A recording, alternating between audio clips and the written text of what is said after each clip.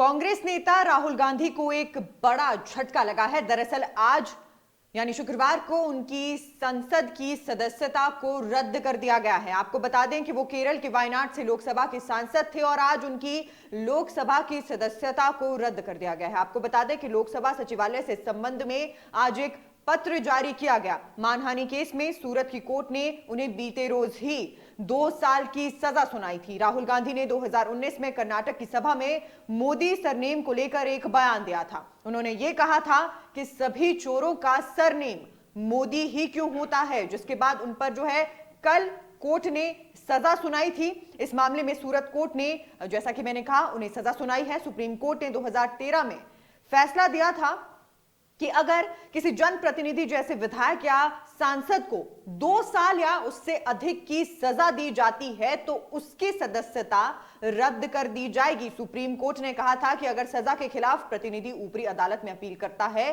तो यह नियम लागू नहीं होगा।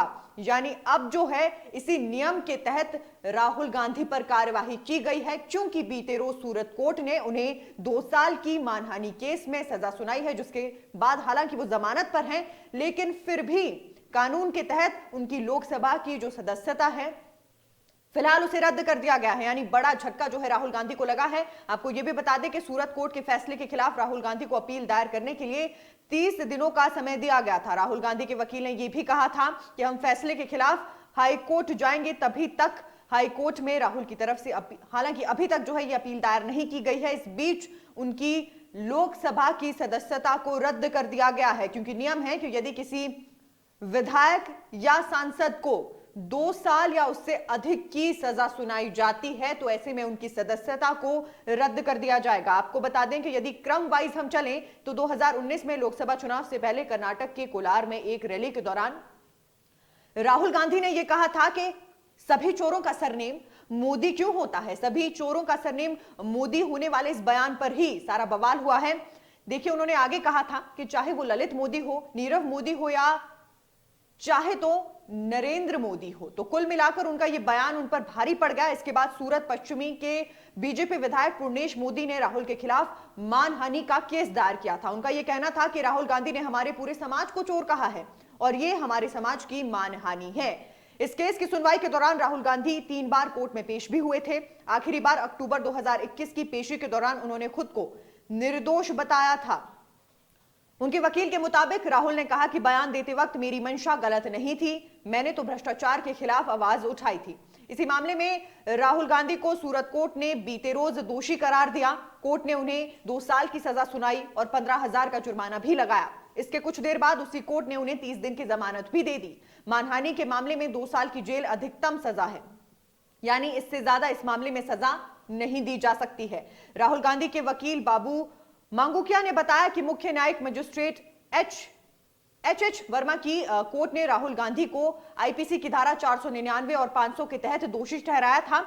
साथ ही उन्हें जमानत दे दी थी और 30 दिनों के लिए सजा को निलंबित कर दिया था, ताकि उन्हें हाई कोर्ट में अपील करने का मौका मिल सके। और इस बीच जैसा कि मैंने कहा कि उनकी सदस्यता रद्द हो गई है, क्योंकि 2 साल की उन्हें सजा सुनाई गई थी। इसके साथ साथ आपको यह भी बता दें कि 2013 में राहुल गांधी का लिया गया एक फैसला आज उन पर भारी पड़ गया है।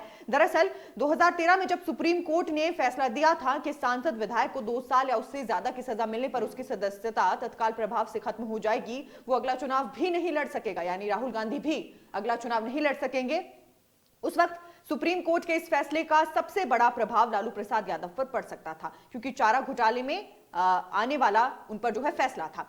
लालू की पार्टी उस वक्त मनमोहन सरकार का हिस्सा थी। ऐसे में मनमोहन सरकार सुप्रीम कोर्ट के फैसले के खिलाफ एक अध्यादेश लाई, जिससे सुप्रीम कोर्ट का फैसला निष्प्रभावी हो जाए। 24 सितंबर 2013 को कांग्रेस सरकार अध्यादेश की खूबियां बताने के लिए एक प्रेस कॉन्फ्रेंस उन्होंने बुलाई थी। इसी बीच प्रेस कॉन्फ्रेंस में राहुल गांधी ने पहुंचकर कहा था कि अध्यादेश बकवास है और इसे फाड़कर फेंक देना चाहिए, और उन्होंने अध्यादेश की कॉपी को फाड़ भी दिया था। इसके बाद यह अध्यादेश वापस ले लिया गया था, यानी उस दौरान यदि वो अध्यादेश को नहीं फाड़ते, इसे पास कर दिया जाता, तो आज ना ही राहुल गांधी की लोकसभा की सदस्यता जाती और ना ही वो अगला चुनाव लड़ने के लिए जो है अब समर्थ ना होते, क्योंकि देखिए जब उनकी लोकसभा की अब सदस्यता रद्द हुई ही है और इस कानून के मुताबिक 2 साल की सजा होने के बाद लोकसभा की सदस्यता रद्द होगी और अगला चुनाव भी राहुल गांधी अब नहीं लड़ सकेंगे। एक बड़ी जो है मैं कहूंगी कार्यवाही राहुल गांधी पर देखने को मिली है। बीते रोज सूरत कोर्ट ने उन्हें दोषी ठहराया, 2 साल की सजा सुनाई, 15,000 का जुर्माना लगाया, हालांकि 30 दिनों की जमानत भी दी और